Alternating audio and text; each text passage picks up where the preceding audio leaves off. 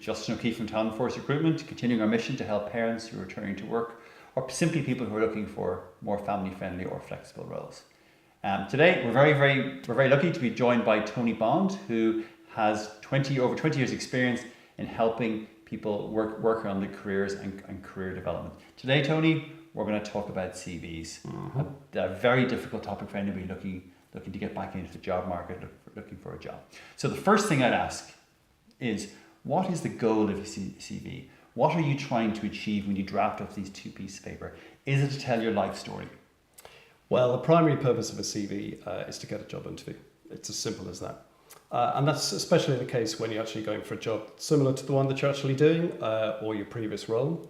So if you think about what's actually taking place in the interview, they're looking for people who can do the job right now. So the purpose of your CV is simply to match the job spec. So if you want to think of it in terms of an equation, it is they want, I have done. Very good. So by done means you can prove what you say you're good at. Very good. So evidence, stories, Yeah. action verbs. Yeah. Now, if you're changing career or looking to change profession or change your career trajectory, what advice would you have to somebody who's looking for that? Many of our candidates are in this boat. Okay. So what you're talking about there is what's called a functional CV, and the emphasis in a functional CV is on what you're actually good at. So in terms of structure, start with a profile or what you're actually after in terms of a career. And then if you expand 5 to 6 areas of expertise, knowledge, and with each of those, you talk about a proving statement, an achievement that means that they can actually link what you say you're good at with something that you've done. And as you progress through the CV and as the reader is going through it, they're building up almost like a brochure review. By the time you get to where you've actually worked, they've already decided what you're good at. So the emphasis is less on the label of your previous job title and where you worked and the sector, and much more on you and what you're capable of. So the story, really the message, Tony, is it should not be a one-size-fits-all approach to CVs. It's not something you can draft and you're done, you're ready to go. Now, are there any other sorts of CVs out there? Come back to it. I don't think there is a one-size-fits-all. It should be customized for a job. It should reflect the job. Are there any other sorts of CVs you suggest people work on as they get ready for that job search? Yeah, when you're networking. So networking is when you're going to see people, you're getting advice, suggestions, and above all else, other names. So it's the classic. I'm having a cup of coffee, someone just to meet or to introduce yourself. Very good. Yeah, a one-page CV.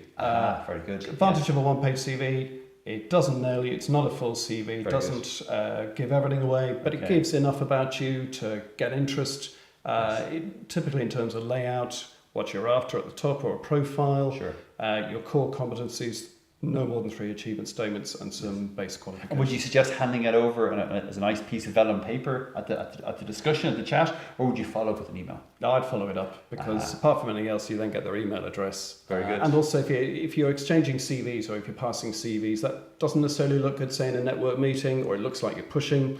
Probably best just to follow it up, and you can maybe tinker it just a bit depending on how the conversation went. So as regards to physical document, the sending it, the proofreading, the length, Tony, these are the most common questions we get. What would your advice be as a professional working in this area? Yeah, so general tips, use a PDF format, particularly when you're sending in, tend to be systems friendly. Maximum 3 pages, people always talk about lengths. Yes. The 1 or 2 or 3 page, but certainly no more than 3. Yes. Always get someone else to proofread it for you. That's always a really good idea, particularly someone who actually knows what you're after, someone who has done a similar career or what you're ever applying for. Okay, so fresh eyes. A fresh set of eyes to sit there, and there are always typos. Yeah. You work in this area, you see many CVs. Yeah. So if you had one small gem, one small nugget which could help people have an impact on the day of the interview, what would that be, Tony?